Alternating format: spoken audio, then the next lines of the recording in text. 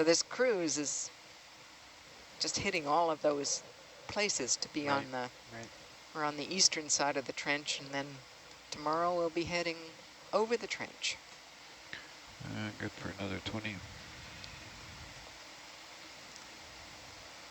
So are we just about, we're on the ridge here, so we're about at 1,800 meters, right? So that's kind of the highest point of this gill.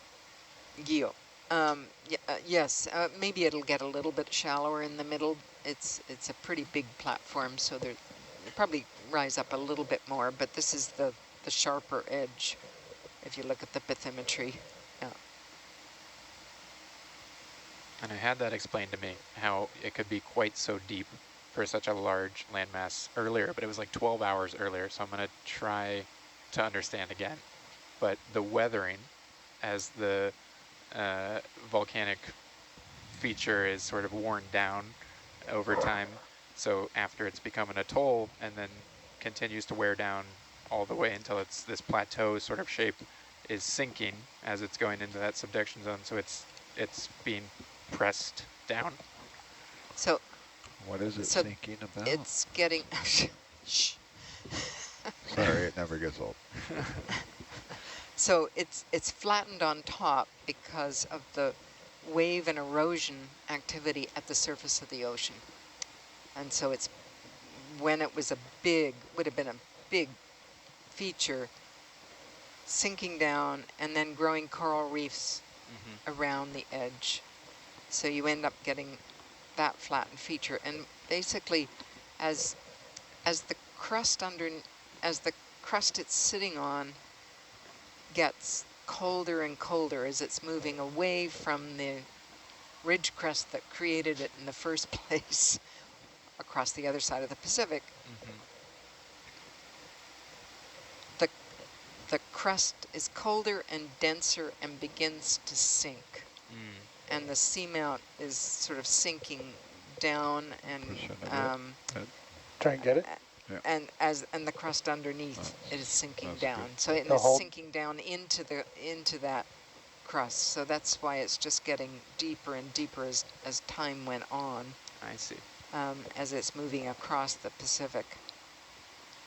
So the condition of the sort of flatness of the plateau is more about its weathering from waves. Right, when it was up near the top. And then the sinking is through the subduction with the plate and the density of that. Yep. That's a cool looking critter. This is this group of swimming shrimp that Ava identified very adeptly at the beginning of the There's another cool, very scary critter. look at how it's swimming in the water, doing its little shrimp crawl there. They're very common throughout the ocean. In most oceans, you'll find one that's related. They spend their life in the water column. Very long antennae to be able to sense prey or predators. And sometimes there's a group of these that play dead. If a predator comes near, they'll sort of go up on their vertical and pretend that they're dead and not very good food. Good for another 20.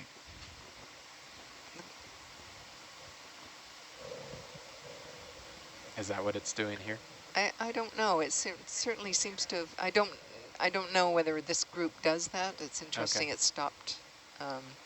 Swimming. It seemed to be going pretty steady there until Okay. all of a sudden.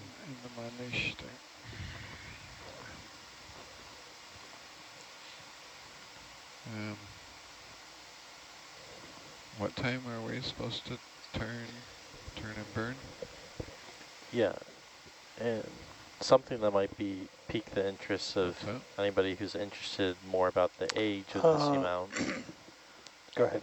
No, we were going to turn and go I was the going to other say that way there are at a bunch some of hot spots to the southeast that kind of have their trails leading into this region in the Marianas Trench, or like right kind of adjacent to it. And, you know, so just kind of for anyone who would be interested in looking that up more, but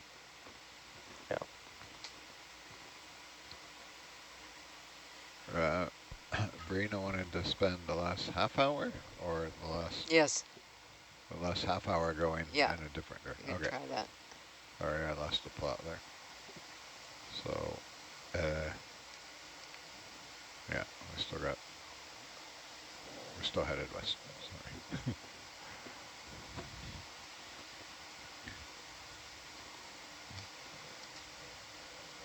So at 1/4 past, we'll turn to a different direction and go up the top. Is that right?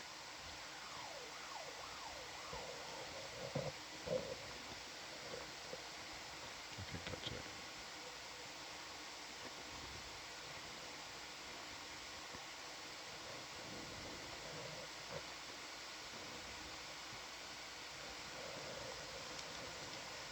Oh, another one of our hairy sponges there.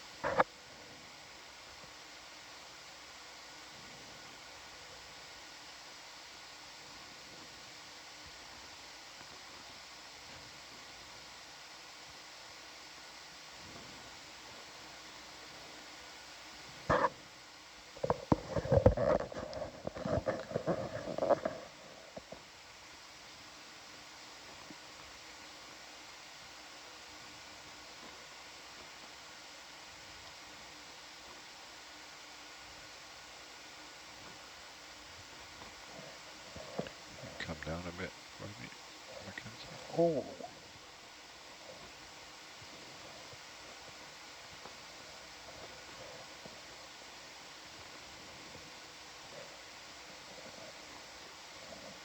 And take another 20. Yes, please. That's a nice little community there. little bouquet.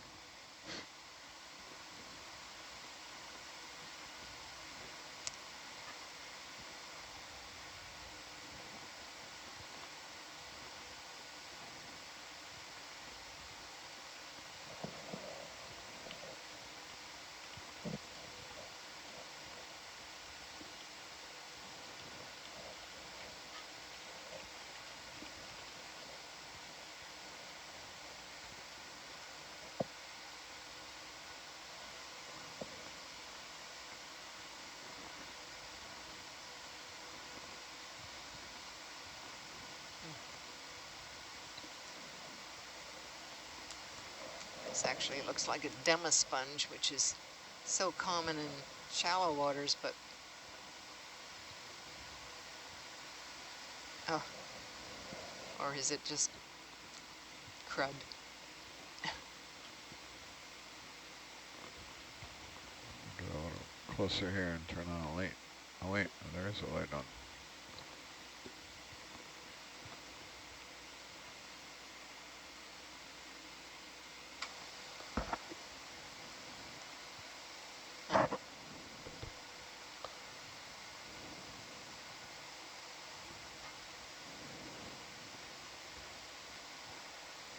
You want to push in on that? Oh no, it's okay. It's pretty, Okay. not very spectacular, is it? It's interesting that we haven't seen more of that particular group.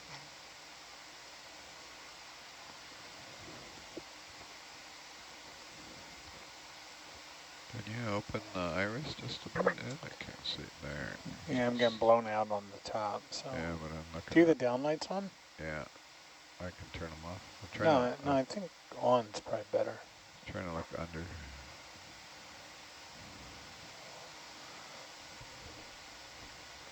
See smaller things. Yeah. As soon as we get the top, I get blown out.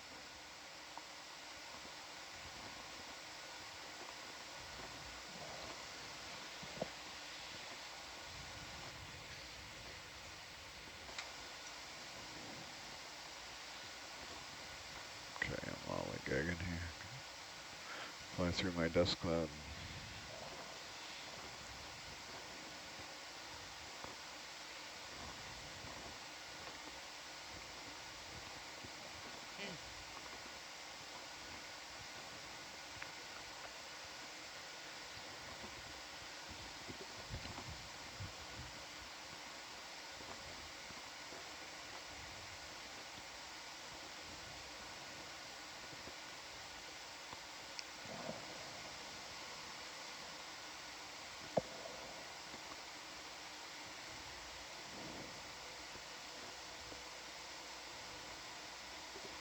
You can do a longer move if you want, Anna. We've been going west for quite a while.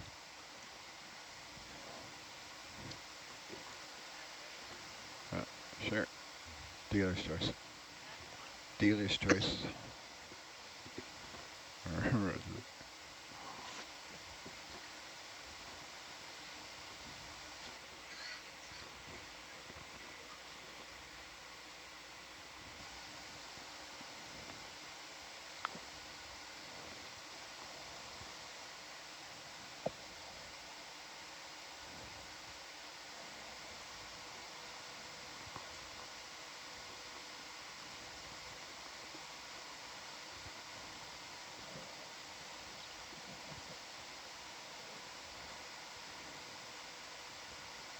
Just Atlanta here real quick.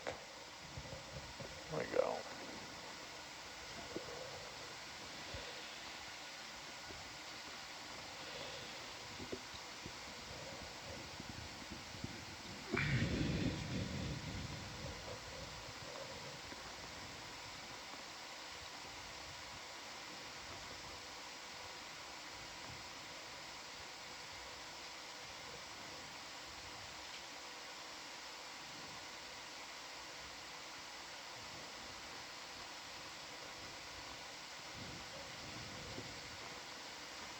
What kind of fish is that?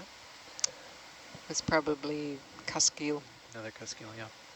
Any idea, like, where they Nope. lay eggs or find a home? I mean, you always see them out and about, but Yeah. we never see them, and we don't. I can't even figure out what they eat. I've never seen one. And we were seeing those also a little bit at Toto too. I think we saw. Yeah, we did. Well. The place we saw them was the dive after that. Remember we went down in the middle of the back arc, Yeah. and we saw. There were some a little bit higher up at Toto as well, but I think Was we that did right? on the second dive I'm not too. remembering. So yeah. They just seem to be, you know. Yeah, kind of spread pretty pervasive. wide, Yeah. Yeah. And they go quite a long way down in the trench as well. Yeah.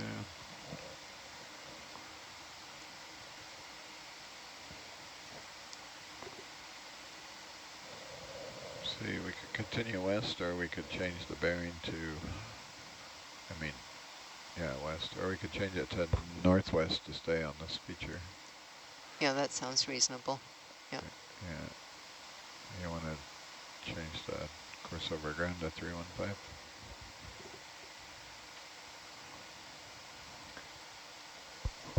Looks like this might be the edge of the limestone cap. Very cool. Yeah. What do you think? What's given it away that it's limestone? Did you call it in, Anna? Well, What's for that? one, I looked it up, and you know, it has the changed same sort of color and course over ground texture, to very 315. fine Yep. grained, and you know, you commonly get like carbonate mounds, which is calcium carbonate is the mineral that predominantly makes up limestone. So, yeah. I'm getting that from this line in Atlantis heading, and then I'm looking at the sonar there to try and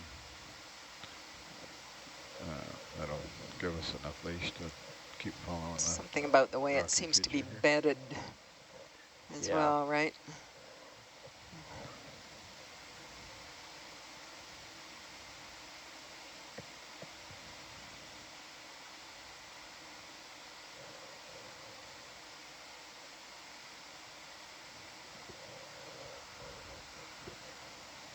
There was someone in the chat that mentioned that Schmidt Ocean caught a video of a cusk eel eating another cusk eel. Oh, really? So Oh, that's yummy. can't verify, but that there's one source of food, potentially. That can't be sustainable. I think the real question there is, can we get a shot of a muscule eating another muscule?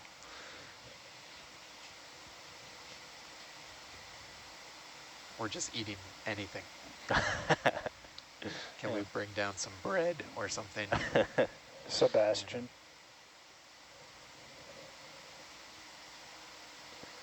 You looked at those lately?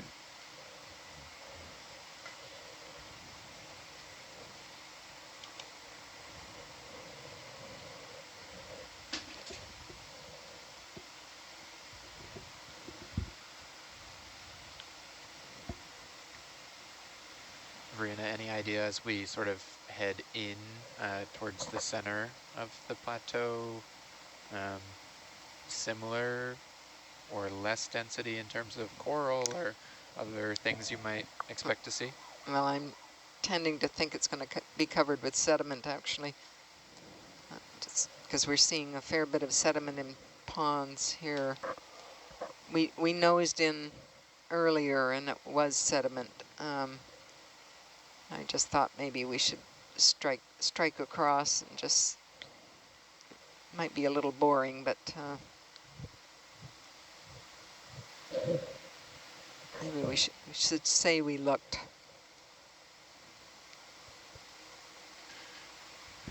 Gotta have a peek. Oh, so this is this is the structure that we were seeing down as the backbones. Remember, we were wondering what the Oh, down in the bottom. We were thinking, what on earth is that? Is that backbone of something? That's still a deceased sponge, but it's in situ at least. Yeah.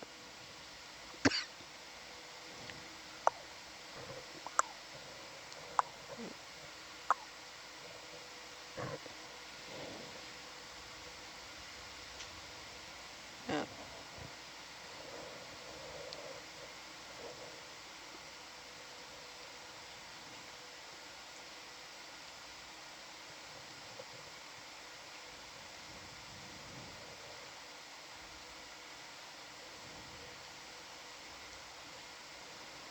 One of those bamboo corals.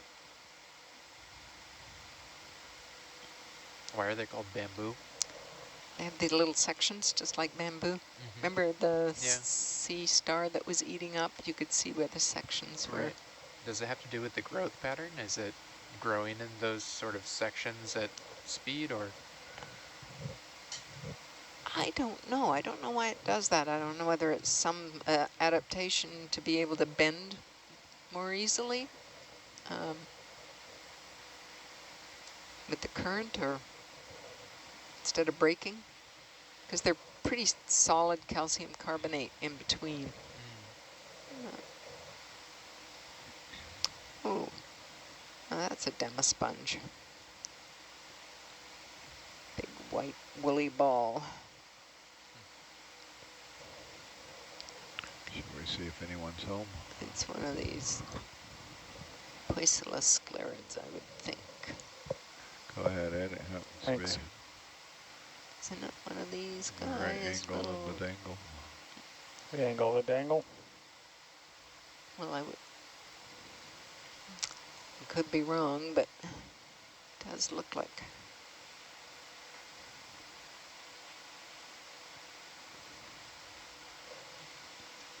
Tight tether, I can't hold still. Yeah, that's all right. I don't think anybody's home.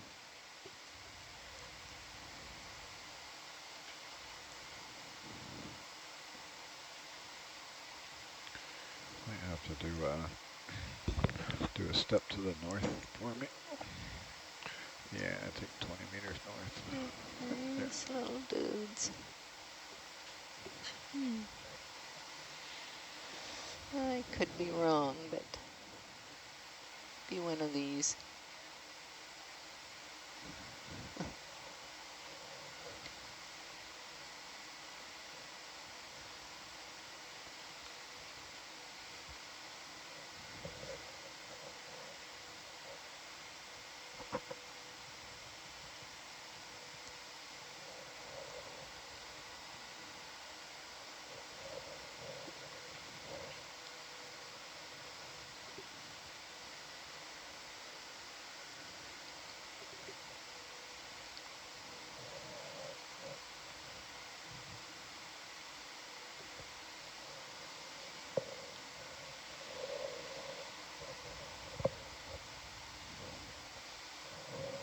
Anybody ever count how many monitors are in this room? I've tried several times. Tammy did when we did inventory. 40? Yeah, maybe. Okay. Although, like the wall you're looking at up front, that's actually only 4 televisions. Well, that's true, right? And we 'Cause then break you've them got it into- split. yeah. Oh, yeah. Okay. That's cheap. But as far as individual cameras we're looking at, there's a lot.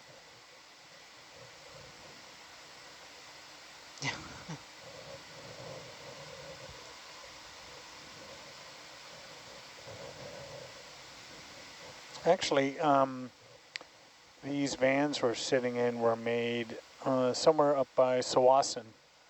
Oh, really? Yeah, like Surrey area. Yep. Cool. Come down a Yeah. couple meters there. Got plenty under the keel. And a reminder that every time we have to work on them and they don't use Phillips head screws, they use Robin. Right. Yeah. You gotta have that tool set. Got out of the Robbies. Yep.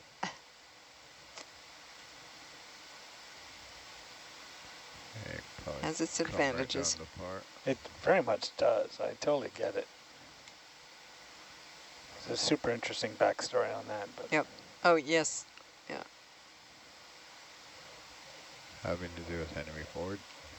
yes. Yeah, it's a great Wikipedia read. It is.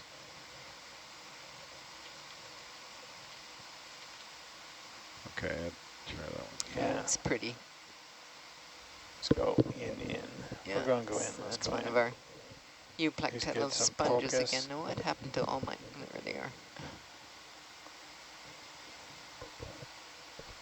Another Kind of look glass for you. sponge with its... There. I lost it. It was parked somewhere.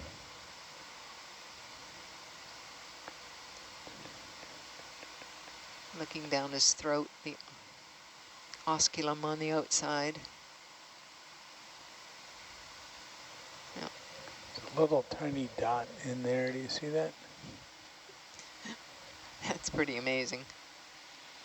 These sponges actually have a kind of nervous system in which they can send electrical pulses through the sponge by very rapidly changing chemical structure. And some of these glass sponges, when they get too much sediment and they've inhaled too much sediment, can sneeze. Oh, really? And actually do a convulsion that expels the sediment Oh, wow. out. So they have a way of doing a muscular, well, there are no muscles in it, but they can contract and get themselves cleaned out.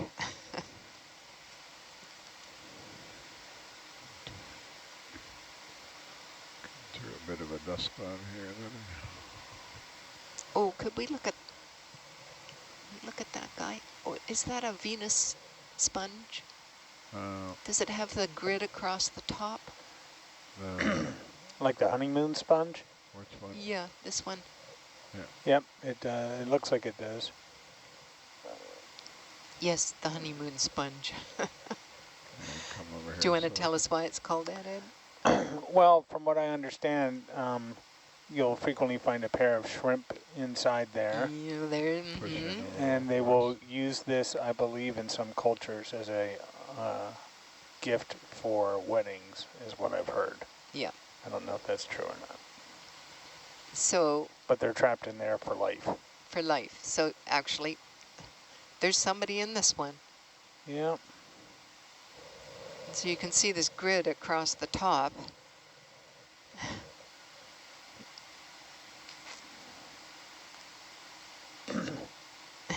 Oh dear, don't tell me there's only one in there. Oh. Now there's a lonesome thought. Yeah. Yeah, you chose poorly. Are they trapped in there because it grows over after they've gone in? Yeah. Yeah. I don't know that the sponge benefits at all. It certainly is a secure home. Yeah. It is truly a beautiful animal, actually.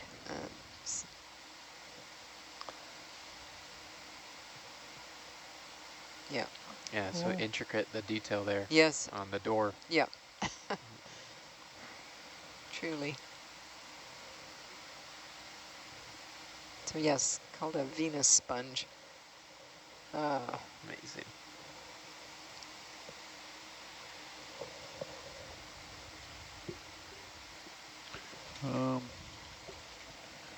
Give me a second here. I think the feature's going to take me. Looks like it's going to continue. I should be able to get closer to Atlanta.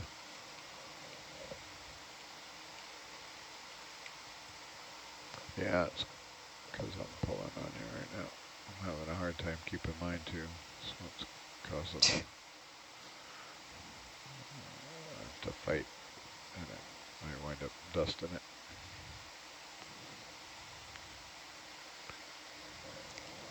Okay. It looks like, yeah. Here we go. Let's try 045. Yeah. Put Atalanta on top of us, and we can free us up to figure out which way we go from there.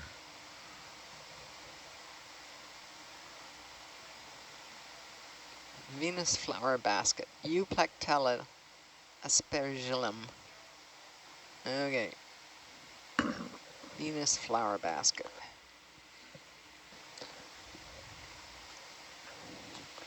That's what we should have done on trivia night the other night, was have to decide if something was a species or a Harry Potter spell. You don't want to give me that, do you?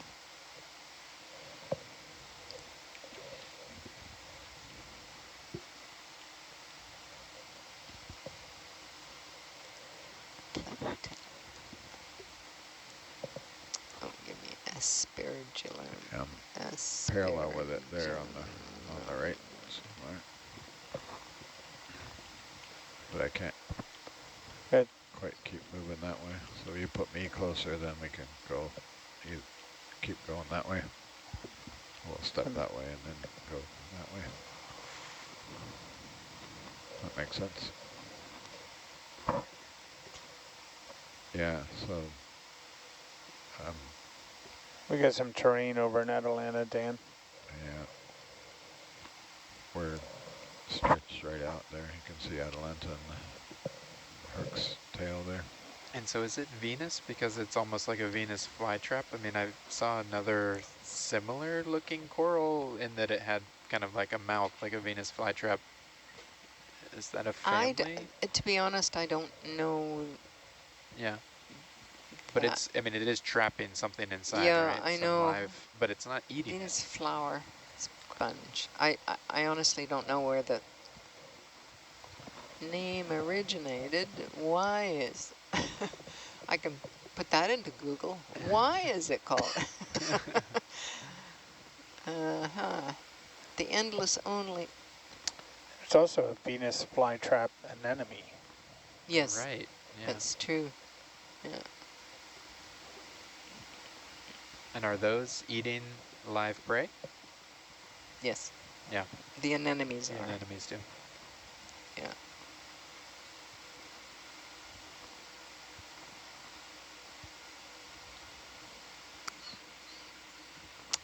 The most famous glass sponge.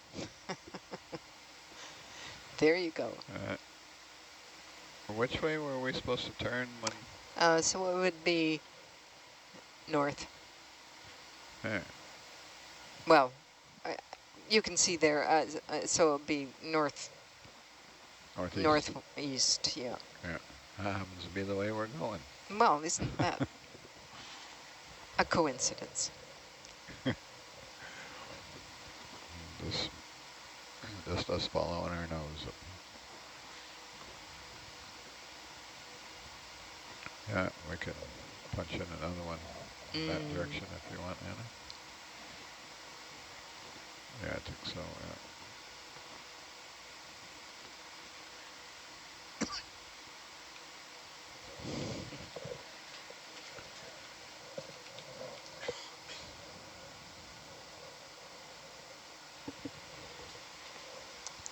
Wow.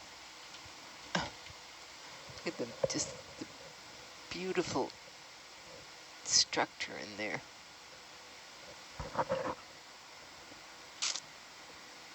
Oh.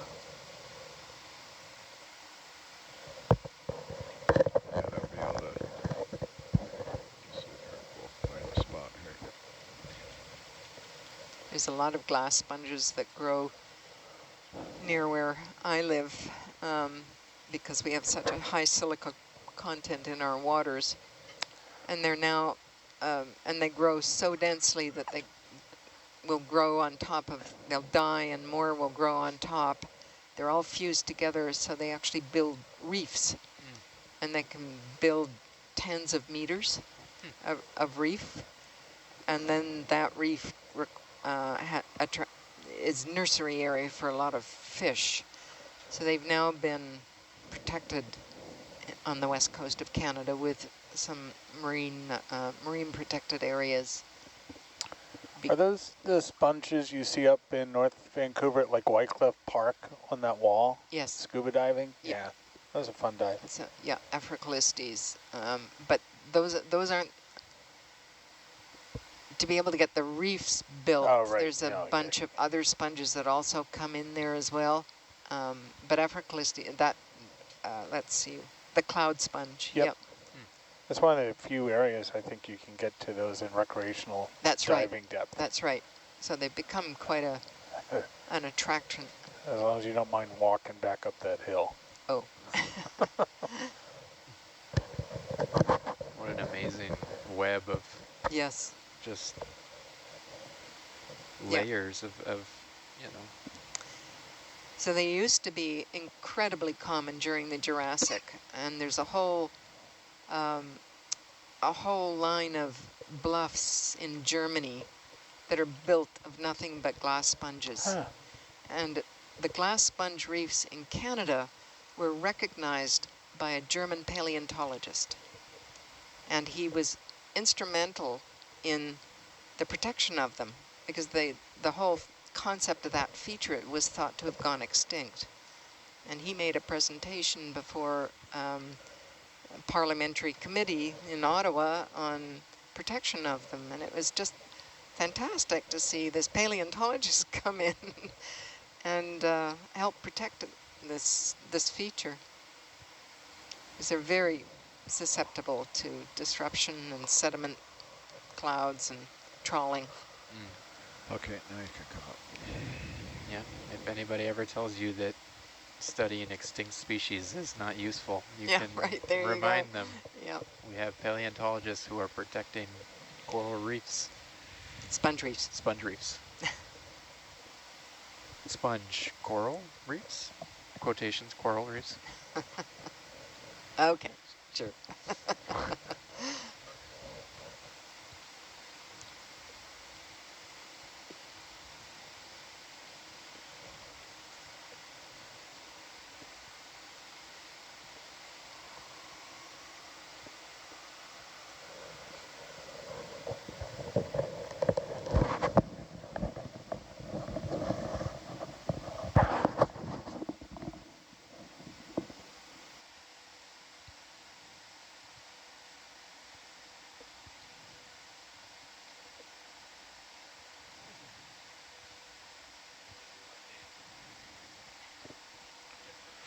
I think you can keep it moving, Anna.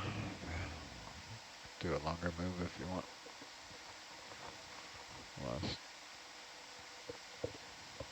Last half hour here.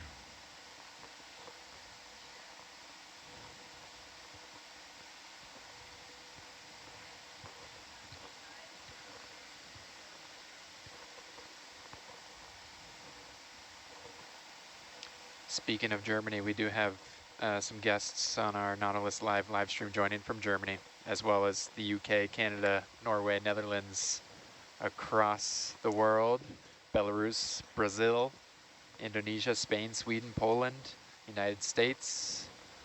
Thanks for joining us as we explore the Vogt Seamount Guyot. You'll have to come up a bit.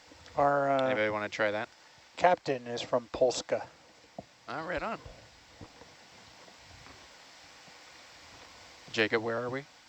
Vogt Seamount Guyot.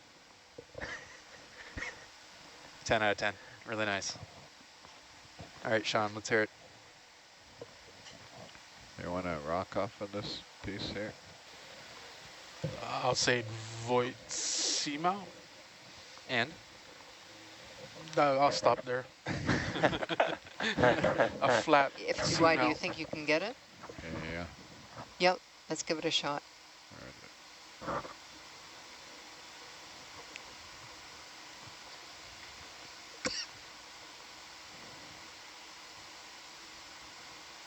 It's like middle of the day in the EU.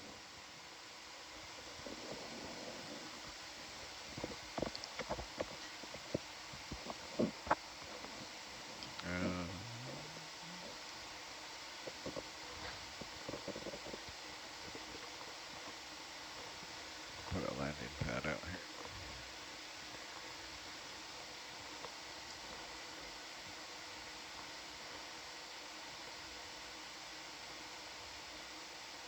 It was sinking. Maybe it'll come over here.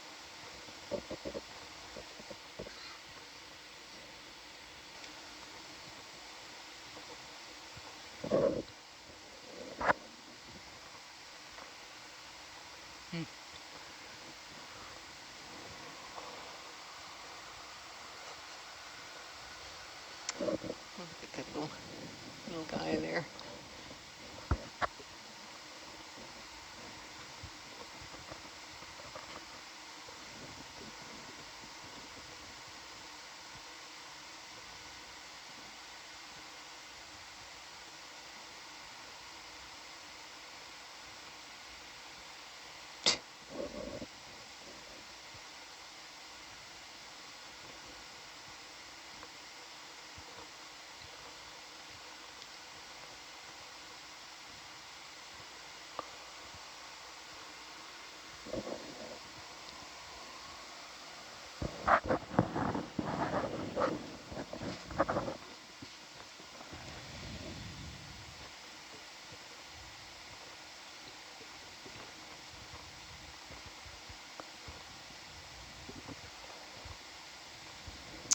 I wonder where this seamount was born.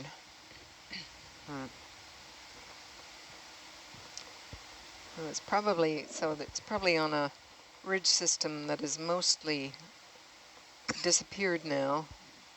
The Farallon Ridge, perhaps, on the Western Pacific. Sorry, Eastern Pacific. But most of that has been subducted, partly under North America and partly in the Aleutian Trench area. Ooh.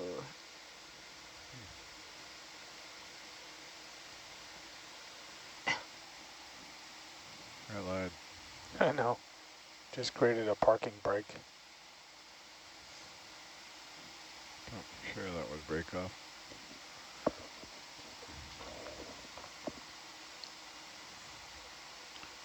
Negative.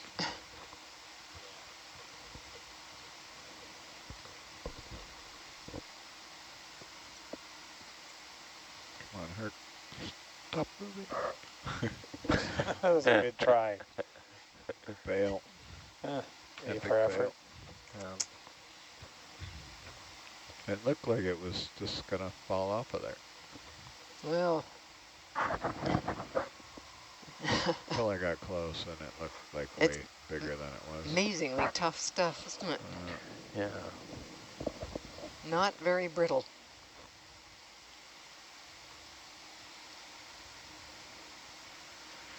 A long time to accumulate. Are you looking up an answer to my question? I am.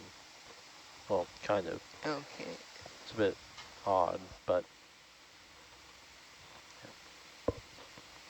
it's probably born out of one of these hotspots. A lot of them feed into kind of the part of the Marianas that we're currently in. All right. Yeah, it's part of the Magellan. You got the Magellan on the note. That's something else. Okay. Okay.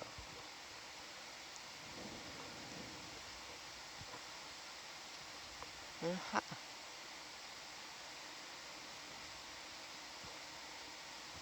Alright. Let's see. Were you in single digits? So what was the timing on the change in the plate direction? I think it was about like 40 to 50 million years ago.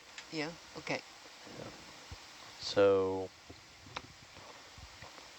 probably like around 90 to 100 years old if it came from one of these. We're gonna have to deal Right. with Well, that even older tether if it there, came so from don't come up like yet. the Pitcairn, Gambier See the tether on hotspots the or back of islands. Right. I guess it just depends on which one it originated from, if at all. Fascinating. Yeah.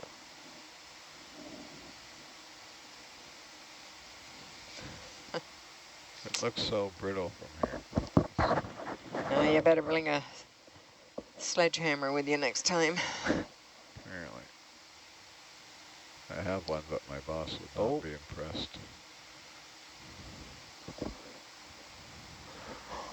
Wow. That's just crust. We got... yeah. It's a Ritz cracker. Yeah. Okay, I gotta get my tether untangled off of Atalanta here.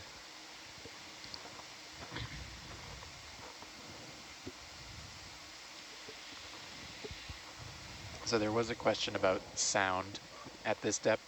So I'm imagining that our ROV Hercules here trying to rip off that rock might make quite a sound, but is there ambient noise when we're not necessarily interacting with the environment?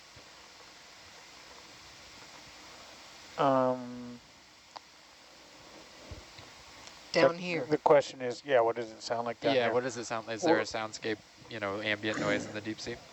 Right now, the ambient noise is a hydraulic motor and a ton of thrusters.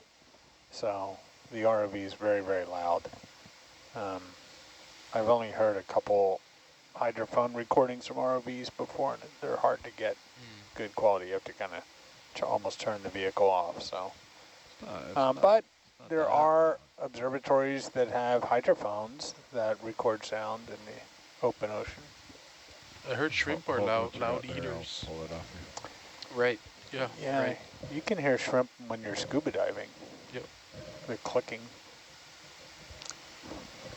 So actually would be an interesting question for Bill, whether should be able to he come up heard there. anything, because he put a Come up. hydrophone on top of Northwest Rhoda volcano Oh yeah. to record the volcano.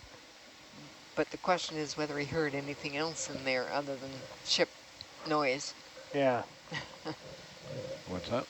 Yeah.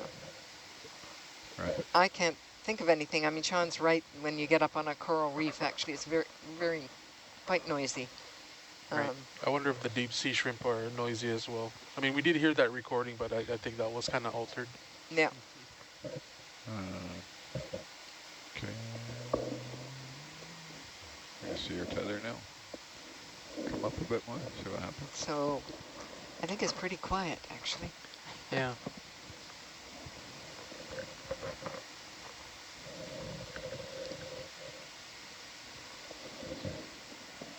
If you hold that, I'll fly up around, see what happens.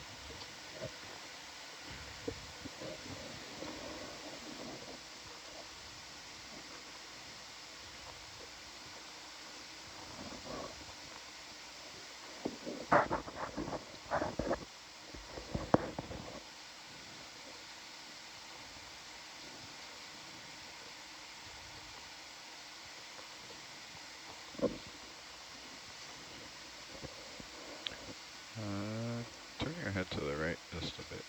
Let's see. Did you see what the temperature is down here? Turn your head to the right just a little bit. It's on this. Yep. So we're here. 2.13 Celsius. It's a bit chilly. Right, right. Yep.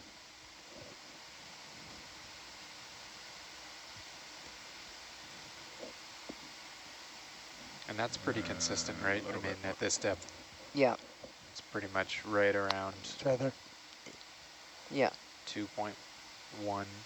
Turn your head Northeast come Pacific up will just a little see bit more, then turn your 1.8 head to or the so, right. but yeah, Should that's see not the boat. much.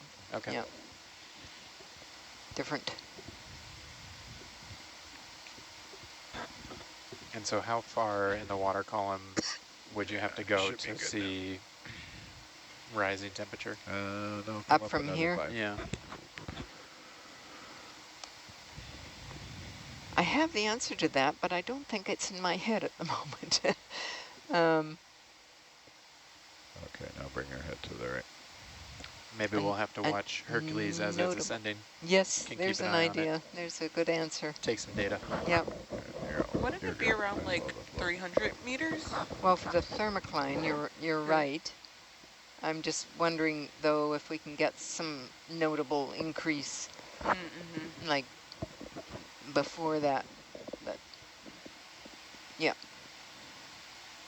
I know last month we were at 150 meters and the water temperature was 23 degrees. Yeah, crazy. Just kind of remarkable. Yeah. And 30 at the surface.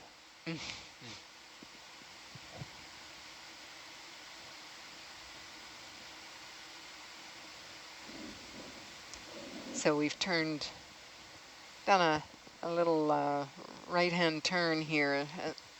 Yeah, I'm just following the feature there and And we're just, yep. pulling my, I got a little hung up with my tether there, so to pull it off anyways. What's our off bottom? 5 minutes. I could, 7 minutes. I can turn and head up the hill a bit more. There's another sea pig.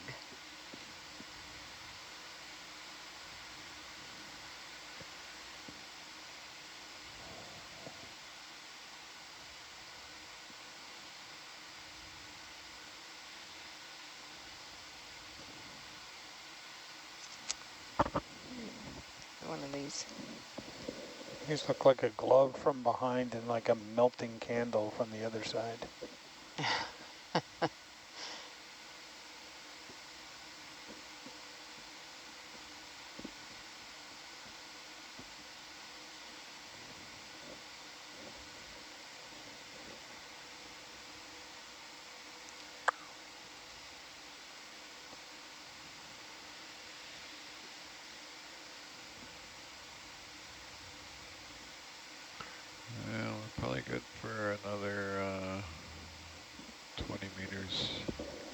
northeast. Okay, 20 meters. Bridge nav. Get one more move in before we... Hi, can we do 20 meters at 045, please? Thank you.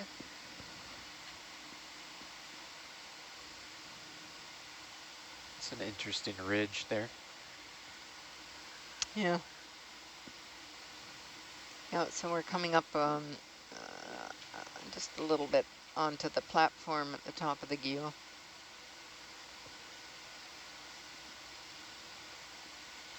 Nice little fissure running through there, isn't it? So want to follow it. Maybe that's where the Cuskills go. Night. Right. I don't think we can get down there, though. Looks a little tight.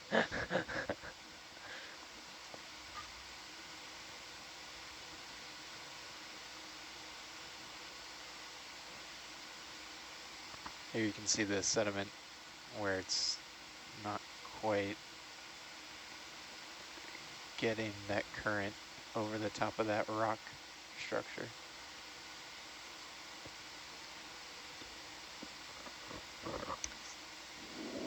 So the sediments here are apparently made up of the skeletons of foraminiferans, which are little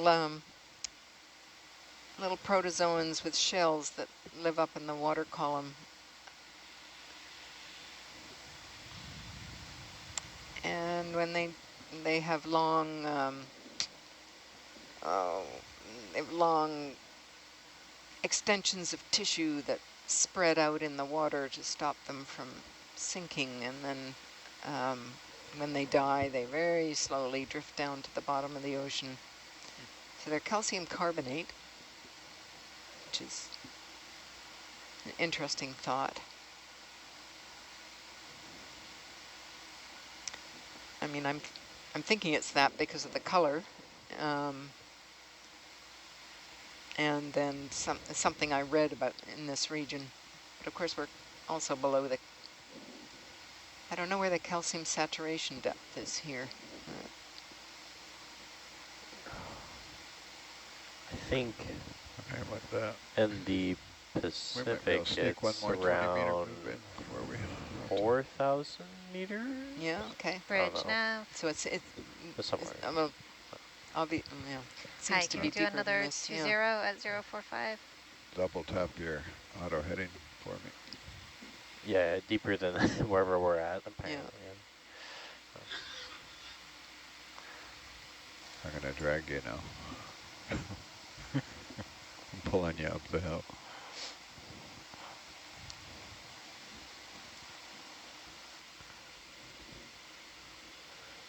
Herc's towing Atalanta for the last hurrah. Whoa. That's why the video's porpoising again. It's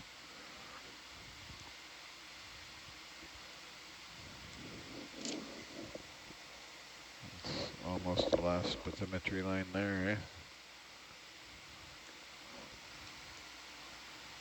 Yeah. You timed that right.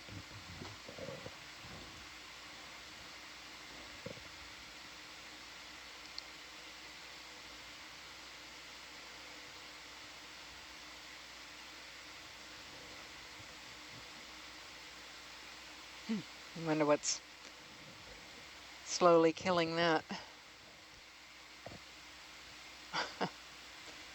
I almost wonder whether it's accumulating a crust on it, you know? Right? Almost I mean, looks like it. It does, doesn't it? Like the first part of a manganese crust. You can see in the... It would have to be when one the vessel takes a very, leave, very does old the... sponge. Well, you know, some of them have been dated at hundreds and hundreds of years.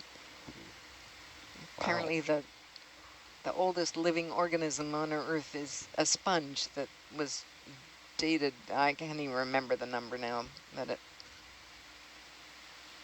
Older than like 10,000 years, maybe? Would have to. It was thousands of years, Yeah. so... Oh.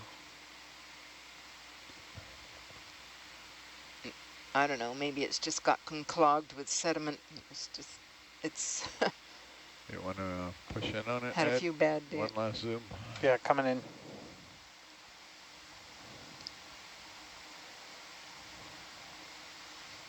Yeah, I guess that's just sediment that's accumulated on it and it can't seem to get rid of it. Can't sneeze. Yeah.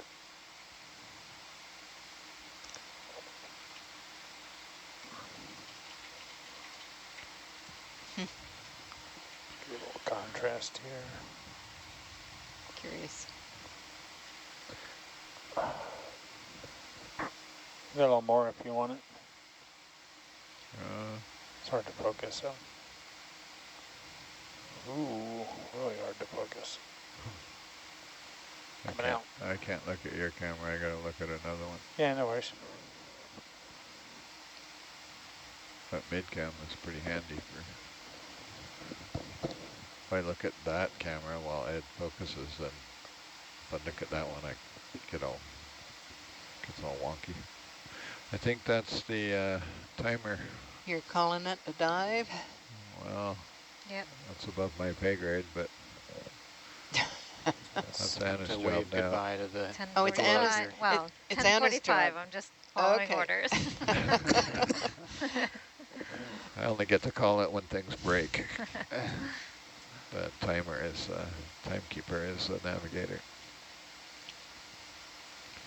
Well, thank you very much, front row. Yeah. It's great. Very nice. Whoa. Ooh, Thank what you, was that? guys. What is that? Some kind of eel? I think it was just right in our light bar. Yeah, it was. Okay, you can start. All right. All cameras full wide, auto iris. Roger. Thank you. And well, we twacked. We twacked. It's twoo. Whoops. And I'm going to leave the toys hot for now. 0Z bias. That's Hercules off bottom. ROV up bottom. See what kind of ludicrous speed we can make on the way up. Although we're backwards, but.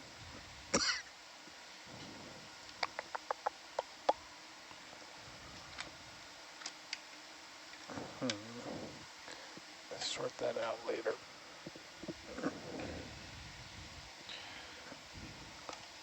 I'm up to 20 meters a minute.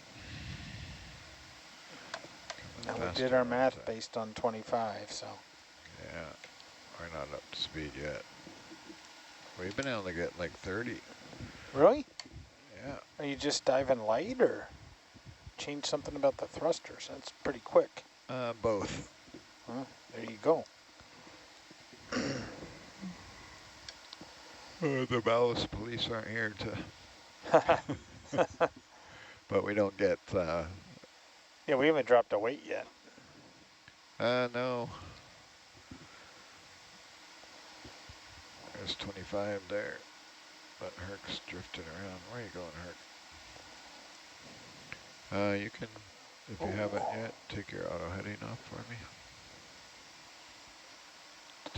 Take your auto heading off. So we'll go tail to tail now, and you'll put the other salvo up so we can watch the winch. And in theory, I'll just fly ahead a little and come up full and let the current do what it will with us. Tim Meyer's still working. Happy about that. I have to put a little more 60 ahead. hertz looks super blue to me, though.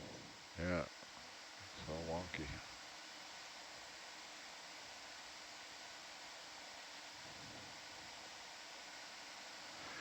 Yeah, you want to match that speed. I was readjusting there.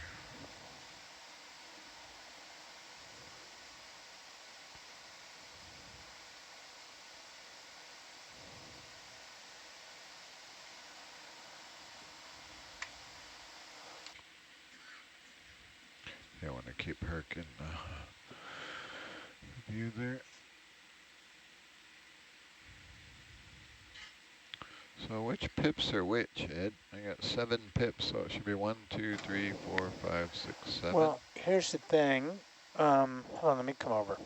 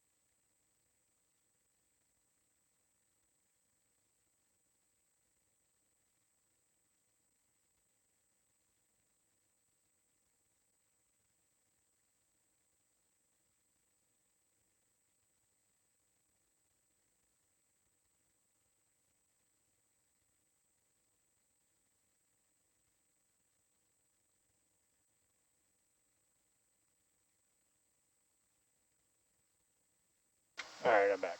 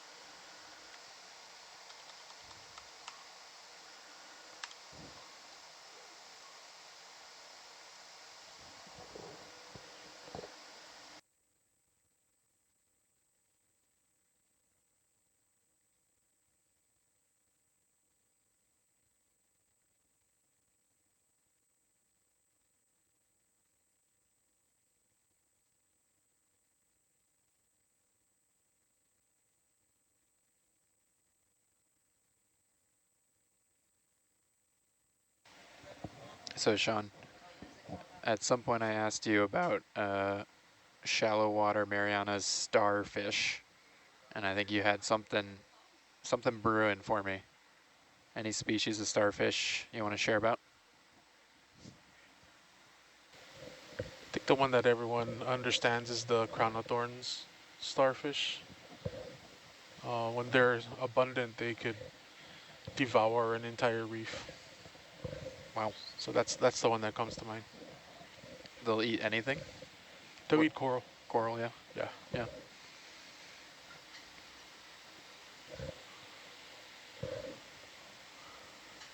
Faster than the one we were watching.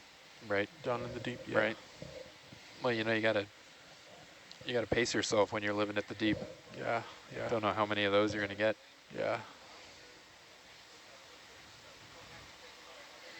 So how is it that the starfish stomach can digest coral? There's chemicals and they extrude it like we saw, and it just covers, and then they just through their stomach juices, I guess, start to digest it. And then you could see where the starfish has gone. You could see a track. Right. So the shallow reefs, they, you know, when they die, they turn white. So you could see these white streaks. You could tell where the starfish has been. There are other animals that eat the coral? There's fish, specialized fish that could eat coral polyps. You have parrotfish that might scrape. They're trying to eat algae, and they might get some of the coral. Yeah.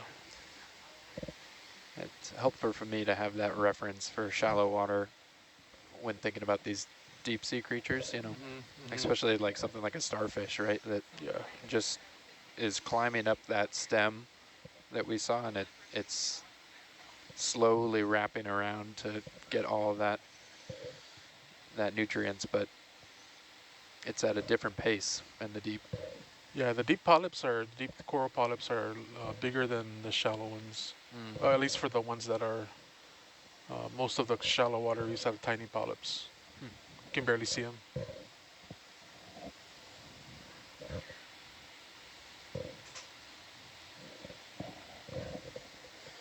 Brianna, how you doing? I'm doing all right.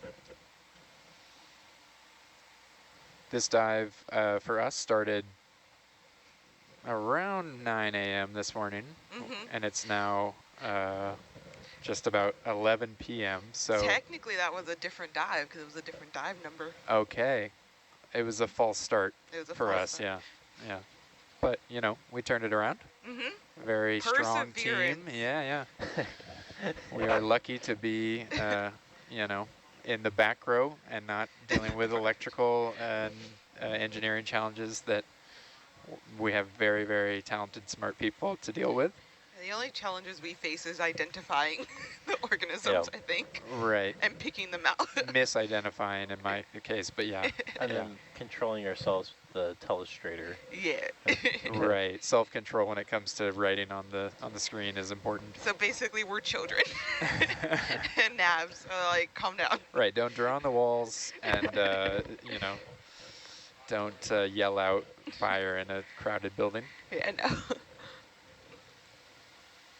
And Jacob, thoughts? I mean, you've had some samples. You've been working in the lab, right? You had the rock saw out this week. Yeah. Any? Oh yeah, that's another thing I forgot about. That was fun. You were all excited. You were like, oh, I'm gonna wake up at 4 when they come up from this dive so I can get into some more rocks. Yeah. No, I'm gonna stay up and help Brianna and May and Abby all process these samples. It's gonna be, you know, it's always a good time, especially when you don't have especially when you have a manageable amount, because then you get to enjoy each one instead of trying to push through it all. Yeah. Do you think you're gonna rock saw any of the ones we collected today? Maybe. We'll kind of see how fragile they are once. I don't think they, but by the way, Herc grabbed them. I don't think they are, so maybe it would be kind of cool to. Yeah, because that one, at least that last one, looked very, very tough. Yeah. The round one? Yeah. I think we'll get some new people on the rock saw if we do break it out. I call first dibs. All right. Brianna's got first dibs on Yep. rock saw. Oh. We need like a rock saw playlist. Yeah. Like, you know, I think Music. Ed could help us out. He had the Spotify open earlier. He was poking around at. I won't give away his preferences, but I was digging it. Definitely Nice. some jam band action going on. Yeah. But I don't think that's rock saw appropriate. I think rock saw needs something, you know, with a little more bass. Yeah. Right? Yeah. Actually, probably starting tomorrow, we'll probably have the rock saw just kind of bolted down to that table. Oh yeah, because Orpheus team is done using it. Yep. So it could live there permanently for this expedition. Yeah. Yeah. Although there is a chance that the Orpheus team might do some sediment cores somewhere else, I've heard. Would that be like after or in between all the paths? Yeah. You don't know. I think a lot of this is just like playing it by ear for the AUV team. Dan, it's too bad you can't break that chair. You can't break that chair like you did the headset. I think it's pretty much bolted to the floor.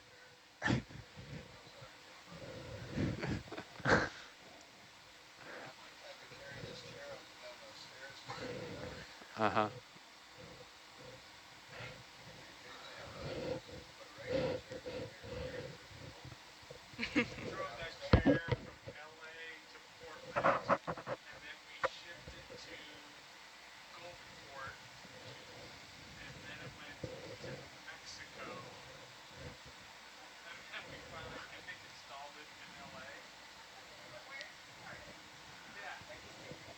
That chair's got more stamps in its passport than I do. That same.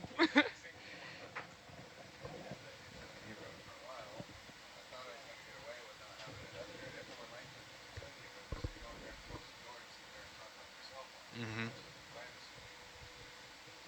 It's like a blood pressure cuff thing to blow up a lumbar support. Wow. So the ego inflator.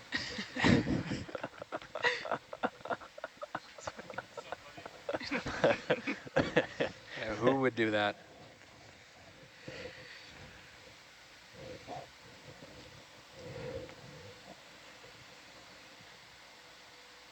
How long did it take him to get down here, you think? An hour? I think that's what we calculated, an hour, right, Jacob? Yeah. All right. We're bringing this one home. Mm-hmm. The 8 to 12. Yeah. Love it. Finishing strong.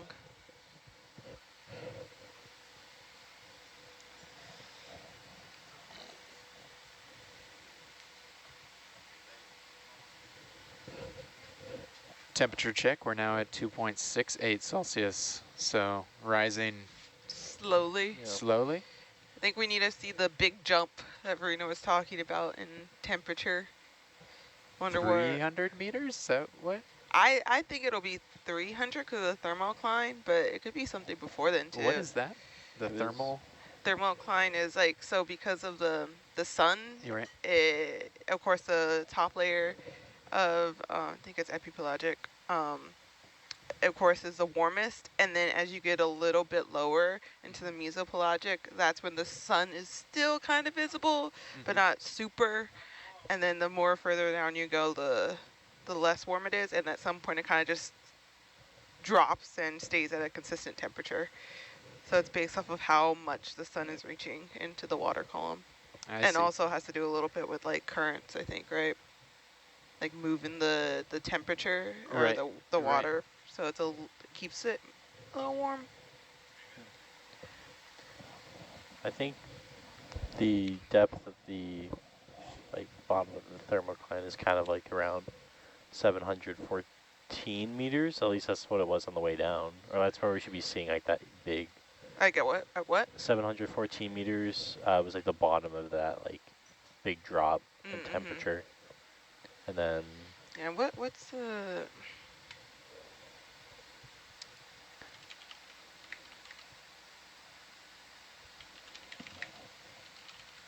let's see.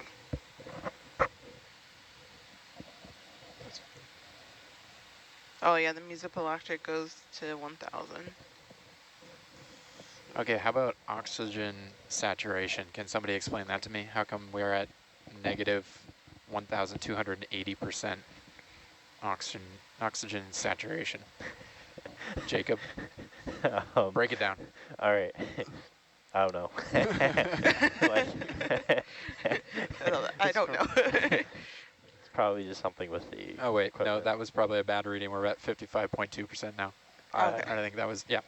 Which That makes sense. now I understand, All right. because I know that number. Yeah. Oxygen saturation. Yeah. Yeah, I'm not really in, know that. I don't really know this stuff, so. What part?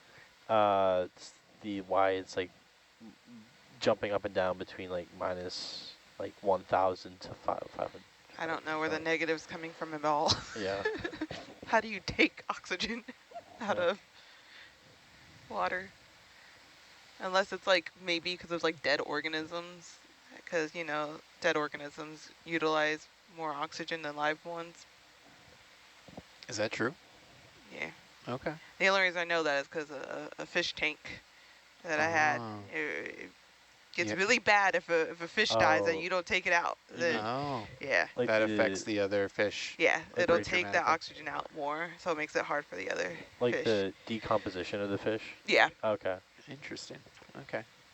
So the decomposition is actually sort of sucking all the oxygen in that process? Mm-hmm. I don't know if that's what's happening here. Sure, yeah. Because there's a lot of ocean, so right. shouldn't be sucking up the oxygen that much. Do we have any like chemo people on board who understand the chemical structure of biochemistry? Of oxygen or like respiration? Or just like in general? Generally, like, chemo. Yeah. Someone to tell us why the oxygen levels are changing so drastically. I just like can't make sense of why it's jumping around so much, but I feel like if it was like more like, you know, I don't know, continuous. Yeah, I feel like it should be. You go up higher, there should be more oxygen where there is plants. Yeah. And then it drops down as like you get away from out of the epipelagic, or is that those right zone? Epi, yeah, epipelagic. Epi is 0 to 200, and then meso's 200 to 1,000. Yeah. Does that make sense? 200 to 1,000. Mm-hmm. And that's where you said there's very little light, right? At that point. Yeah, the meso, that's where the light kind of starts to dissipate. Right. And then after that, it's pretty much dark. I think the is the mesopelagic the one that's called like the twilight zone? Yeah. I think that's because it has like a little bit of light, but not like a super large amount. That makes sense. Right. Yeah, I was just looking at a lesson plan that was using those 3 zones. So you have twilight, you got midnight. That's like no light whatsoever. No light, and then what's the top? The photic zone? Right, but what would be the friendly twilight, midnight? I don't know what the term is for the photic. Happy sun Happy sun time, yeah. That's official. We need to put that in the books. Yeah. Happy fun sun time. Very bright, very nice. Getting a tan. Yeah. Sun hat weather. All right, so then let's talk about sea spiders. Where do you find them? What zone? All of them. They don't swim in like the water column, but they're like found in coral reefs really close to shore, and then they're also found up to 7,000 meters deep. Wow. Yeah. And they're found throughout all of the oceans. So they live in Antarctic, the Antarctic oceans. That's actually where the most biodiverse sea spiders are. And then you'll find them in tropical areas, literally everywhere. That's amazing. So why the most biodiversity in the Antarctic, you think? What's the winning theory? I actually don't know. One of the things I think about and I find interesting is that, so sea spiders are the oldest chelicerates, so they're actually older than horseshoe crabs. And so they survived through 4 mass extinctions and like 4 glacial ice age periods. So that might have something to They got do with it. staying power. Yeah, they do. Man, They're can't pretty. get rid of them. Yeah, I know. Good for me. Really good for me. What else would I be I doing know, with my you would be so PhD? bored. Yeah. Also, I think it's really cool because like horseshoe crabs are only 4 species that are alive today that are extant, but Yeah. sea spiders is like 1,500 species. Wow. Yeah, so they're also doing great with their speciation. Right. Good good variety in the genes. Yeah. Man. So really all around species. Yeah. So then 1,500 species, how many of those are in Antarctica? Oh, that's a good question. I don't know off the top of my head. Yeah. But like more than 100? Yeah, I think definitely more than probably 100, I would assume. And where are they living? And like what are they feeding on? They can feed on so many different things. Hydroids, different jellies, some in the shallower water, maybe some algae. But these are all kind of more speculative since there's still not a lot that we don't know. And like that's one of the things I hope to kind of really narrow down with my dissertation. Really That's cool. cool. You want to find Figure the out what they're eating. coolest, which is a scientific term. Yeah. The coolest and the best. The most spidery. Yeah. All So right. I'm excited. And it could be on this expedition. It could be. I'm really hoping that we see some sea spiders associated with some vents because there isn't a lot known. There's like 3, maybe 4 species that are known that are associated with vents. Yeah. Which we might need a backup species for you, like just so we can get excited, like even if we don't see the spider. Like I just want to have something that's like yours on the vent. I feel like, you know, sea spiders are so unique. What would be the backup? Yeah. Those flatfish. Yeah, you can have a cusk eel. Yeah. No one seems super thrilled by the cusk eel. Yeah, we don't have any ichthyologists on board, I think is the issue. Yeah. We thought we put all our eggs in spiders, or like sea spiders. Yeah, because even Verena likes them, so it's... yeah, I mean, I can see why. There's clearly... They're really unique amongst the coelurethrates. Yeah. Really cool. Man. Okay, so then in tropical places, what are the adaptations there for sea spiders? Do they have sort of like... Is there a big difference in like those zones in terms of what you see for their behavior? So the biggest difference I would say is within size.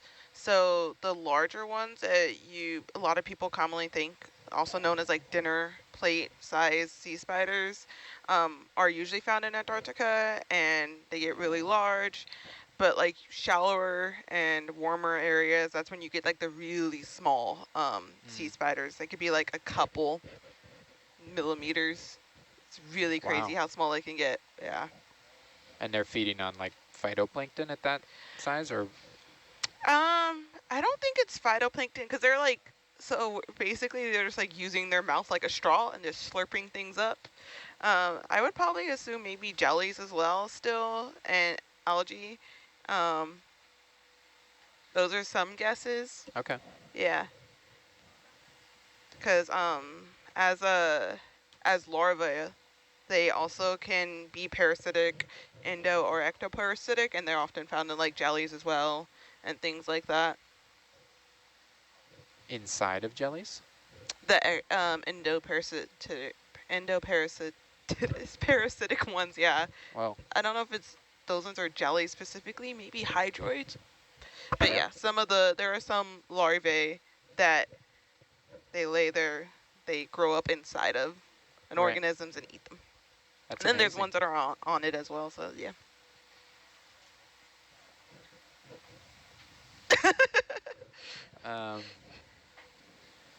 Okay, and then, so when they eat, right, and they're sucking things up and using their mouth like a straw, are they are they filtering it, or they're just anything that comes in? Yeah. Yeah, there's like in the very anterior portion of, it's called the proboscis. That's what that mouthpiece is called. It's like a filtering apparatus called an oyster basket, and that's where like things get filtered a little bit. It also depends because they have like other appendages to help with eating, called chela and palps, and they could like help to like grab stuff and like macerate it in it. Are those kind of like arms with like that they can kind of wipe clean? Do you know what I mean? It's more like, so the best way to think about it is like in the closer other groups like arachnids, they have chelicerates. It's actually called chelicerates, where it's like at the end it kind of looks like claws. Okay. But instead of them having exactly chelicerates, it's called chela, and like say has like the same kind of similarity of like claws almost. Okay. And they use that to grab it and eat. So arachnids being terrestrial spiders. Spiders, ticks, pseudoscorpions, scorpions, and depending on who you ask, horseshoe crabs. Oh, really? That's controversial. Where do you see that lineage splitting evolutionary wise? Where do they have a common ancestor? Oh, like the horseshoe crabs and or like arachnids and sea spiders? I want to say it's like 500 million years, 450 million years ago, if I remember correctly. Yeah. Okay. The split's very far back. And it's something that lives in the water, or? That's, I think, is another one of those questions that people are still trying to figure out. Is, I think, in general, the land colonization is something we are unsure if it was like, in terms of at least chelicerates, if it was one colonization event or if it was multiple colonization events. Okay. So if the ancestor from pycnogonids and all other arachnids, was that something that lived in the water, and then after pycnos, then they started terrestrializing land, and then horseshoe crabs maybe re-terrestrialized water or something. But I think that's something that people are still trying to like work on figuring out. But the idea of like land colonization happening multiple times is something that definitely has been talked about before, because like if you think about crustaceans include insects, but they also include things like shrimp. And so there is also that split of things that live in water and things are colonizing land. Right. Yeah, you can't necessarily know when or how many times, or if it goes back and forth. Yeah, I think that's the hardest thing. Okay, that's very interesting. If there's anybody on Party Line or online that has questions about spiders, this is you have a exclusive moment to ask anything about sea spiders, land spiders. Horseshoe crabs, I'm getting maybe are a sensitive subject, but you could definitely wade in if that's your jam. You don't have any fear of spiders, I'm assuming. No. Yeah. Never did? No, actually, no, never. Did you like playing with insects? Like in the yard, you were like getting into the dirt? Yeah, I was one of those outside. The roly-polies, you're like pet roly-poly from worms as well. Yeah. Everything. So cool. Totally. Any like first kind of interaction with insects or like spiders that was kind of particularly impactful? Did you have like a preschool teacher, I'm imagining, that had like a pet, tarantula, or like took you to have, the insect person? Actually, no. I think the closest I ever got was like in 5th grade. I don't know if people remember this, but there was like an ad that used to be like this kit where you could buy like, it's a netted thing and it comes with like 5 cocoons and then they turn into butterflies, and that was like one of the things that people would buy. And I remember that explicitly in my 5th grade class where we bought that and had the little pupae, and then they turned into butterflies at some point, which was really cool. Amazing. Yeah. So wait, the butterflies hatched and then you had them like inside your classroom? Yeah, inside like this little net thing. I forget what happened. I think we probably released them at some point. Sure, yeah. I imagine so. But yeah, I think that was probably one of my first like real exposures inside, like besides just me playing outside. But in a general sense, I think I've always just loved all animals. Yeah. So I never had like some sort of discrimination towards any animals except for roaches. Oh. Not a fan of roaches. Yeah. Me either. I feel like that's a pretty overall consensus. I mean, I'm surprised you have any. I would have thought you'd be even inclusive of roaches, but Mine is more, they remind me of like scarabs from the like Egyptian time, and the scarabs that are flesh eating. They remind me, they look too close for me to like them. Oh, that's a good connection, yeah. I never thought of it. Yeah. Yeah. So there's almost like a deep distrust because you think maybe there's a historical context that I think it was they've me done watching some damage. the movie The Mummy. That's historical. More like as a child, I watched The Mummy, and that scene just terrified me. Is The Mummy, is that the one with Nick Cage? Or no, this is, no, I'm thinking of, okay, never mind. No. We won't go there. Okay, so I did get a question. Is there, that we know of, a limit on how big a sea spider could get? I think from someone in UK. Oh, nice. I think that large dinner plate size one is probably the biggest, and it's an interesting thing because if you think about gigantism, you usually don't associate it with things that live deep, but they have this ability to breathe through their cuticle, so their skin. So it's like almost like porous, so that's what allows them to actually get big. But the limit, I think, is like they could only do so much to breathe well. And that's one of the limits is I would assume is like the cuticle respiration. Yeah. Cool. That's very cool. So they breathe through their their skin. Yeah. And their cuticles. Yeah, it's called their skin is called a cuticle. It's really quite tough. Yeah. Sometimes. Actually, the smaller ones seem to be more tough than the bigger ones, ironically enough, at least when I've done some working around with like scanning them. Yeah, the bigger ones seem to be a little bit easier to work with, ironically enough. Yeah, anytime you compare a spider to a dinner plate, in my mind, I'm like, that's horrifying. But yeah, I can see, I mean, it's so interesting when there's massive sort of species or really, really tiny. They have these, and especially when you look at them and there's similarities. It's like, what? You can do that in those two different, really drastic, differently ways? It's crazy. Okay, someone said, I learned recently that land spiders use book lungs, which is a more passive respiratory system. Do sea spiders breathe more actively, or is it pretty much the same? Good question. Book lungs are explicitly like on the abdomen of a land spider, and like you usually can see like the pairs of them. So like that's where the respiration is happening. But if you think, because for sea spiders it's cuticle, so it's literally happening throughout their whole body.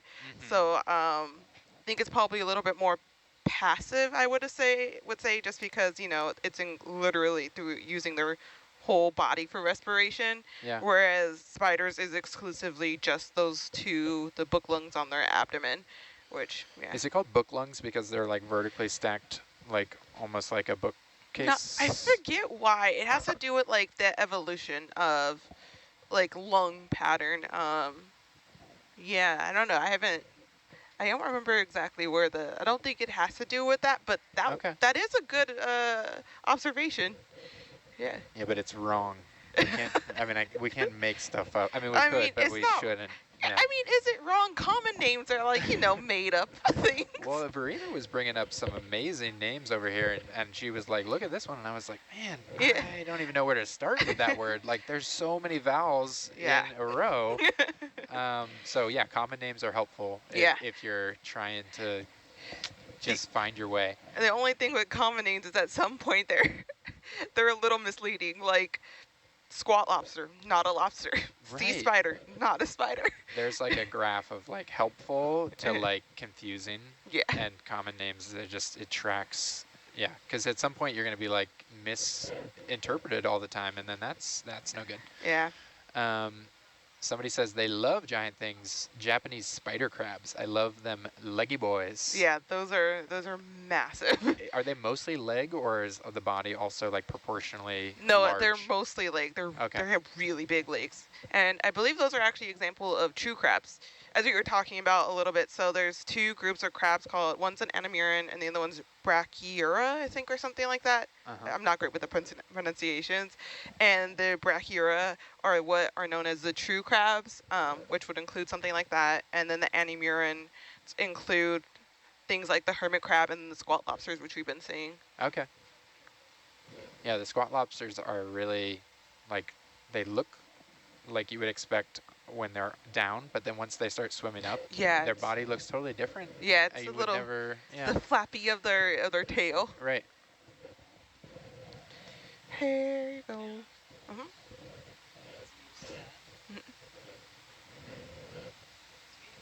Nice.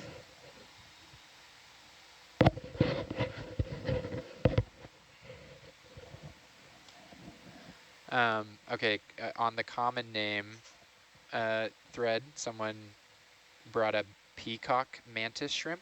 Oh yeah. Not a peacock, a mantis, or a shrimp. No. Yeah. Wait, are they not shrimp? I don't know, that's what they said. I would hope that they would be one of those things, shrimp being maybe the most important in that name. They're not shrimp, they're amphipods, but I thought they were shrimp. Well, see? I could be wrong though. Again, No, not a shrimp I mean, expert. It can be tricky. Let's see. But they're like they're the ones that are known for, like, they have that like hammer. Oh, yeah. And like it's so strong it could like break bones. Whoa. Yeah, and it sounds like, if you ever actually watch videos, the way it sounds is just like and it's crazy how loud it is. Yeah. And it's crazy to see because like there's videos of them like hitting mollusk shells and like the shell will just shatter. Whoa. Yeah.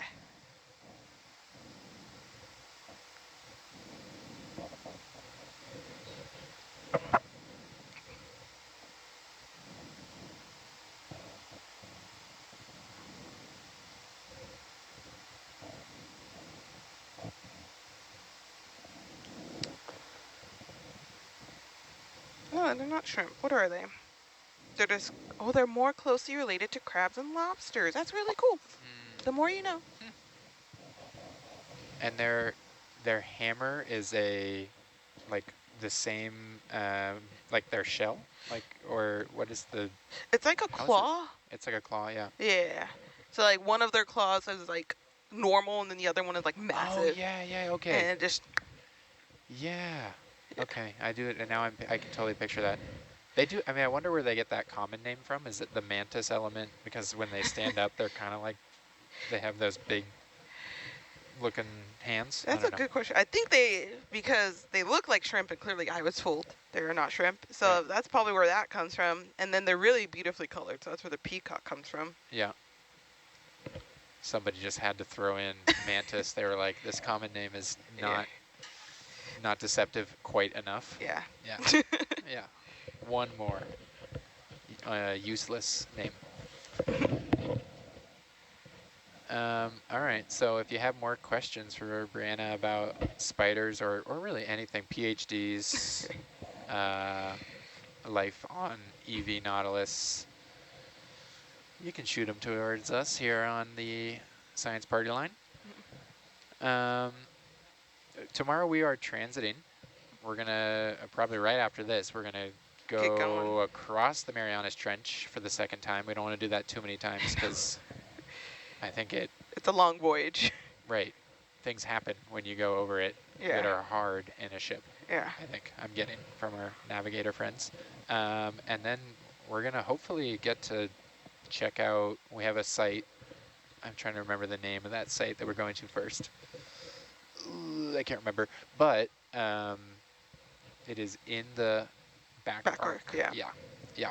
So that's we're going to be at the top, right? The top of the back arc? Yeah, because we've done our transit all the way up the eastern side of the trench, and so we've passed all 15 of the Mariana Islands, and then now we're crossing over north of them, across the trench. So it's going to be, I mean, it'll be interesting to see what is similar to, you know, in the south where we were, and what's different? I imagine there won't be the sulfur vents anymore, right? I feel like the sulfur vents are really Right. more in the south. Yeah, on those sea mounts. So the hydrothermal, the black smokers are very common in the back arc. Yeah. So I think we're going to see some of those. I think hopefully there'll be some sea spiders there. That's okay. That's what they like to live by. Yeah, they're not sulfur vents, no. Right. But Okay. the black smokers, I think that's where some have been found before. I don't know about in this area in particular, but I know, like in Juan de Fuca, that's Okay. where also sea spiders have been found. Yeah. What color are they? I think we can expect more sulfur. Oh, we can expect more sulfur? Ah. Yep, sorry. Is that Jeff in the lounge? It is. That's sad. Thanks, Jeff. Well, No, I mean, not sad overall, just my sea spiders probably won't be there. Well, We got a couple of spots that won't be sulfur rich though. Nice. yeah. We don't mind the sulfur too. I mean, those squat lobsters, Squat lobsters love those, apparently. apparently there were so many of those. Yeah. Those white ones. It was interesting seeing like the red pink ones today. Yeah. Yeah. Really red. Yeah. Okay, so sea spiders, how many colors are there? We know there's something like 1,500. I will say most of them are just a standard tan kind of bland. Nothing wrong with a tan. I mean, that's a huge variation there probably. Yeah, there is some, like some of the colosendes, they're tan, but then their proboscis, their mouth, is like an orange color, which is really cool. Okay. There are some, I think they're nymphons, if I remember correctly, that are like a purple, kind of look striated. Cool. Yeah, maybe there's also like some red ones. But again, most of them are on the tan side. Any chemosynthetic sea spiders? I would assume the ones on the vents are chemosynthetic. That's another thing I want to look more into. I think there's been a little bit of literature on it. I think just the only issue is like since there's so few sea spiders associated with vents, there just needs to be more research done on it. Okay. But for the most part, just because vents are indicative of such high nutrients and chemicals, they usually have some sort of symbiont with the bacteria to help digest them. Right. So maybe you can help me clarify this. For chemosynthetic animals, it's mainly about that in their gut, the symbiotic relationship with the bacteria. That's kind of what would set you apart, is that you have that, whatever it is that allows you to break down. Is that? Yeah. So like so let's say you're feasting, like we saw those shrimp feasting on that bacteria, right? And so the bacteria is growing because it's eating all the sulfur-rich stuff coming out of the vents. So the bacteria is able to process that. So the bacteria is chemosynthetic. Yes. And then the shrimp eats the bacteria. Yeah. So it's not the organism usually itself that's chemosynthetic. It's just the bacteria that it is a host of is the chemosynthetic. And then it kind of, usually the relationship is they eat some of the things that are processed and the products of what the bacteria are synthesizing. Okay. Yeah. So being a good host allows you to be chemosynthetic. Yeah. All right. So if you rejected the bacteria, you would not be on a vent, I don't think. You would be like, I'm in the wrong place. Yeah.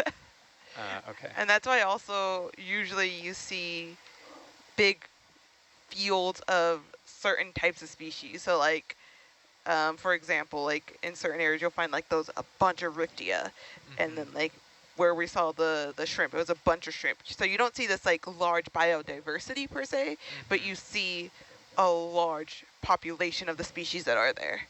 Because there's not that many that are able to have that symbiotic relationship. Right. Yeah. It's like a very attractive niche for those creatures, yeah. Yeah, because also the other thing is heat, being able to be heat tolerant for like some of those ones that are really hot, especially like right on the vent. So are sea spiders pretty heat tolerant, the ones that live on those hydrothermal vents? I think they're, because also the other thing about vents is like right where the vent is, it's really hot, but as soon as you get to like the periphery, and it's not even that far, it cools down very rapidly. So like you don't have to be super heat tolerant just to be like a little bit away from it. And that's mostly I think where you'll find like sea spiders, not like directly on the chimney, but like around it generally speaking. Yeah. Okay, I'm trying to think if there are any spider films, like real or fictional, that highlight spider anatomy.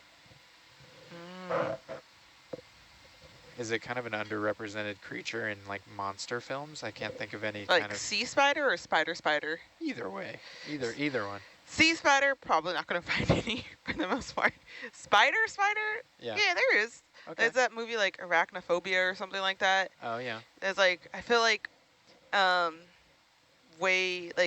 was a certain period of time where like using spiders to be like, scary was a thing, and like the species commonly picked is called a Brachypelma smithi because it's very easy to find in the trade. They're very docile. So a lot of times if you see a movie and it's like using a spider to be like, oh my god, this is scary, usually a Brachypelma smithi, they're like black with some orangish striations on their legs. I think I did actually, if you know that show, Mystery Science Theater 3000. No, they roast, well, they do a rendition. They will watch a movie that is, for one reason or another, not super high quality. And then they'll do live commentary over it, and they do jokes and stuff. And they did one with a spider where it was like, they had filmed this movie in like a studio, and then they had filmed a spider like really close up, and then imposed the images on each other, so the spider is always like coming around this block, but it's this like very fake studio, and the spider is like so clearly like the size of your thumb. It's like, it's funny. Yeah, but the people are like, oh no. I'm gonna find the name of that movie. I think you might like to hear, their jokes. I think there's some solid spider zingers in that one. Yeah. Yeah. Do you have any spider jokes? No, not any really. And it's not a joking matter. I won't open up spider jokes on the internet. I definitely won't do that. So if you have them, don't send them to me in the chat, and I won't tell them to, unless they're really good. Unless they're really good. Unless they're really, I feel like good. there's some, that's an opening for some dad jokes. Yeah, spider dad jokes, there's an overlap there for sure. Yeah.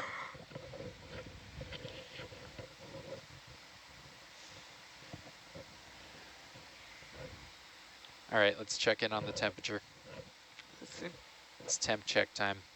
So we're at 680 meters, and we're up to 6.18 Celsius. So it does seem like maybe when we get into that upper 300, we'll start getting to the double digits. I would say that's tracking, because it's pretty. Because we're at the we're already at 600. Right. 600s, and it's only tripled. I see some folks are now down in the wet lab. Yeah. That is where Jacob went. Of course. If anybody's wondering. He disappeared to the wet lab. That wonderful laugh dropped off, and I want to hear it again.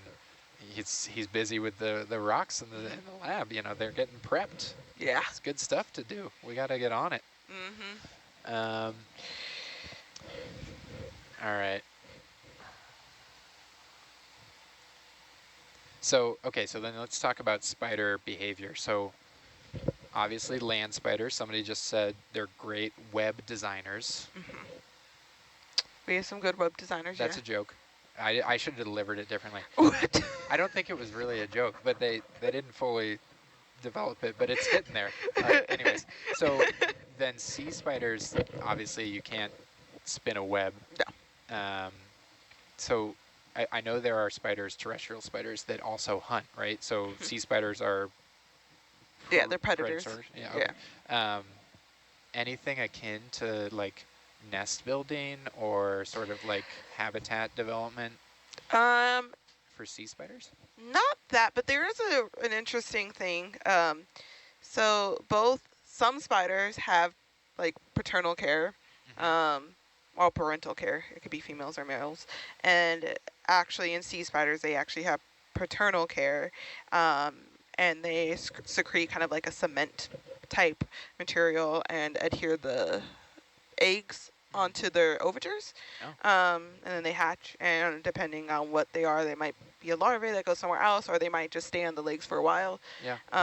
And similarly, in some actual land spiders, some females will put the egg sacs on themselves. So I think that's like a very interesting thing, the use of parental care, and like something to, actually being a host to your egg sac. Yeah. So it's a cement, you described it as cement-like Yeah. secretion? Yeah, Okay. that's specifically for the sea spiders. So, yeah. Because it's so like strong, they Yeah. can essentially just move. Yeah, with- so it's because the way mating works, which we still don't have like a super concrete Yeah. idea of how it works. The closest we've come is actually, was it a couple years ago? Nautilus Live actually did catch 2 Colosendes mating with each other. I but heard then, about that, and they didn't like see it in live time, and it was like somebody was watching that video at like 4 in the morning as like a background, and they were like, "Oh wait." It's and the thing that kind of was sad was that they were like on top of each other. The male is on top of the female. Right. And they didn't record the egg handing off. So that's why it was like cut a little bit too short when they started moving. So that's one of the things, we don't know exactly how they're handed off. That's one of your big Nautilus bingo board like check off for this expedition. You're like, hand off eggs. Yeah. Yes. Okay. Got it. Yeah. Okay. I totally missed I brought up movies, and then I didn't talk about Spider-Man. Oh, true. Especially Tobey Maguire in the early 2000s, which... Tobey, Andrew Garfield, and Tom Holland. Who's your Spider-Man? See, I grew up with the Tobey Maguire, right? Yep. But my issue is he was a lot older than what the comics portray him. I think Tom Holland being young is more true to the comics. Yeah. So maybe that, but like in terms of generation, I was more around the Tobey Maguire, Andrew Garfield. Yeah. Time when I was watching it. Right. I mean, it had great villains too. I mean, you can't beat those villains. Yeah. Doc, you know. Yeah. Doc. Yeah. Venom. And then the remake of Venom. Right. And yeah. All right. Let's get back on topic. Someone dropped in the chat, the water temp is -40, which is the only temperature that they know of where Fahrenheit and Celsius is the same. Oh, really? Yeah, I think the math equals out there. That's a smart. Although, is that our water temperature? I'm getting a different one, but I wonder, our readings have been a little bouncy. I would imagine -40 is more in like the Antarctic. Yeah. Or like the Arctic oceans. Yeah, I don't think we're finding that here. No. We're just about at 8 degrees Celsius. Good thought, though. And we're at 550 meters, so countdown is on for that 300-meter zone. Yep. Wait for the drop, or the rise. Rise. Yeah. So okay, so let's average out. We're gonna say we're on 10 when we get to 300. Does that seem reasonable? And you think it's gonna jump pretty rapidly to 20? I think at the 200 it'll jump to the 20, right? Okay. Because that's when we hit the photic zone. All right. Yeah. This is good. This is definitely armchair science. This is not. There are better ways to make. You shouldn't guess. This is. We'll do a little firmer study at some point. Spiders are really good web designers, though. Yeah, there should have been a lead-in to the joke. Yeah. Like. Yeah, we're gonna need that headset back. That one. It's there. I can take mine off. No, please don't. Spiders are really good web designers. I'm halfway there, Ed. It's cooking. Yeah. You can't stop it once the No, bread is in the oven. You got the mojo going now.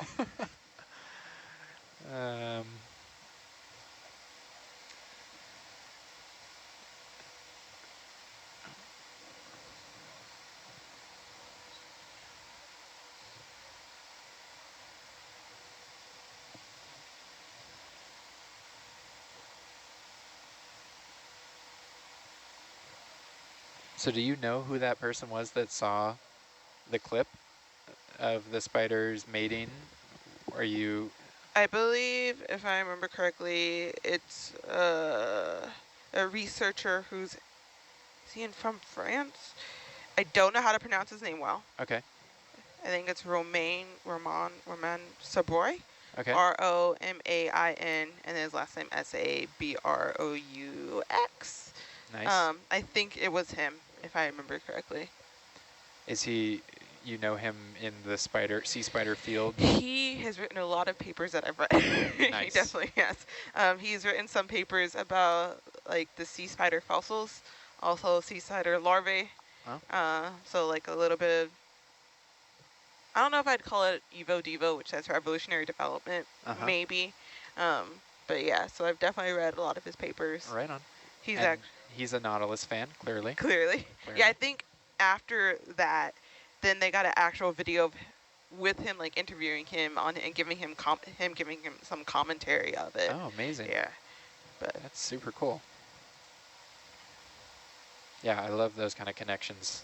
All the scientists that are following along, you know, all over the world, and that community of like jumping in and sharing your expertise, or just being like an extra set of eyes, you know? Yeah. It comes fast. I mean, it's like, it feels like we're down there and we're like looking at everything really closely, but the it's stuff really easy that to we miss stuff. drive by, I'm like, there's probably a whole world of, you know, research right there, and you just can't get to it all, so.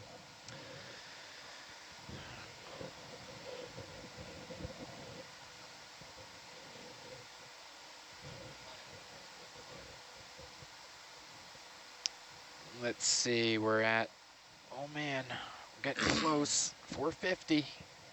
What temp are we at? We're at 11 now. Oh! It started to pick up, yeah. Maybe 15 by 300 then. Yeah. I might have to watch and see if it's going quick.